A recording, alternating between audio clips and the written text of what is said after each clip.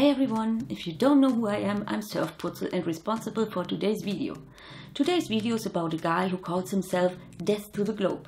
I would more say death to my brain cells. He watched a video by Resource about how the Earth moves and wasn't able to comprehend what he just heard and saw. Let's hear what he has to say. The universe was very young. Okay, that's enough. Shut the fuck up. So, the reason I'm making this video is because I keep occasionally getting stupid comments from Globe Earthers. Seriously, why does almost every flat earther sound like a pothead? What the heck are you guys smoking? Whatever it is, it makes you obviously crazy. My recommendation, lay it down and pick up a book like Astronomy for Dummies. So sad, these people, they keep trying to use the stars to somehow prove their globe model, when in fact it proves exactly against them. I don't know why these people keep using stars as a reference for a globe Earth. Nothing about them proves a globe Earth. I always hear someone say, oh, what about the constellations are reversed when you're in the southern hemisphere, or you can't see this certain stars from the southern hemisphere, blah blah blah.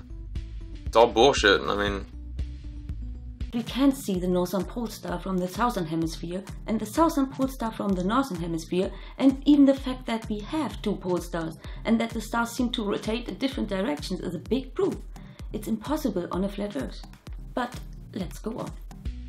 Most of that is just explained by the position of the stars during that time of the year, perspective. I mean, it's a flat plane, we can't see everything, but the number one nail in their fucking stupid coffin is this model they just showed you right now.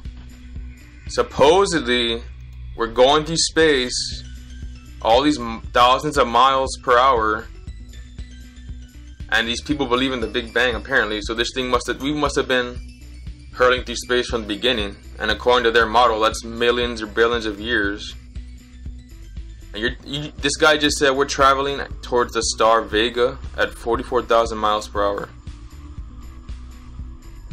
44,000 miles per hour. Multiply that per year. And how many fucking years has the Earth been alive according to their model? Billions. And we still haven't fucking reached it? You're just too dumb to understand it, like all flat Earths. We have the same fucking stars over our heads every fucking year. The North Star remains in the same spot and has so forever and will never ever change. None of these stars have moved. We see the same damn stars. First of all, the problem he has, and many other flat earthers, is the lack of understanding of the size of our universe. It's huge and expanding. Whatever the biggest thing you can think about is, think bigger. Multiply it 10,000 times and that would still not even nearly describe the size of our universe. The stars are in fact mostly the same as they were thousands of years ago. Enough that all of the classical constellations are the same. The reason for that? The closer stars are, like us, all in the Milky Way galaxy, a spiral galaxy which has the stars orbit the galactic center. As a result of this, all the stars in it are moving with us to some extent. So it's absolutely normal that we see the same stars, but there are visible changes over thousands of years. Ancient people in Egypt, Mesopotamia, China and other early civilizations made star maps that show the stars in slightly different positions from where they are today. At first this was considered simply as errors by the early observers and map makers, but they were consistent. The maps made by different early civilizations at about the same time matched with each other. As our knowledge of the galaxy grew, astronomers came to realize that this was evidence that the stars were moving relative to each other. In 10,000 years, our maps will no longer match the skies either. Because of the huge distances between stars, their apparent motion relative to each other only becomes visible over a long period of time. For example, the Big Dipper, one of the most recognizable constellations in the sky, has changed over the past 100,000 years and will change over the next 100,000. And no, Polaris was not the only pole star and won't be it forever. Thousands of years ago, the bright star Subban in the constellation Draco was our North Pole star. Around the year 3000 AD, the star Gamma Cephei, I hope I pronounced these stars correctly, fourth brightest star in Cepheus, will be closest to the North Celestial Pole.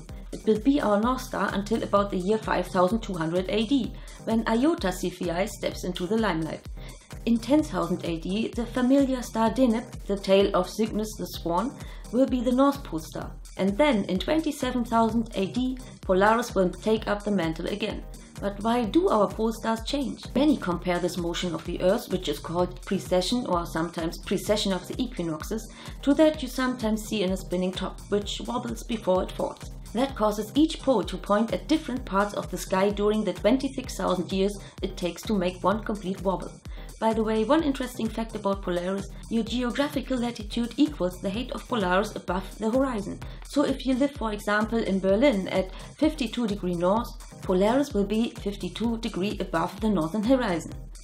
So, to sum everything up, the claim that the stars don't change their position in the sky and that we should see big differences is simply wrong. There are movements detectable over long periods of time.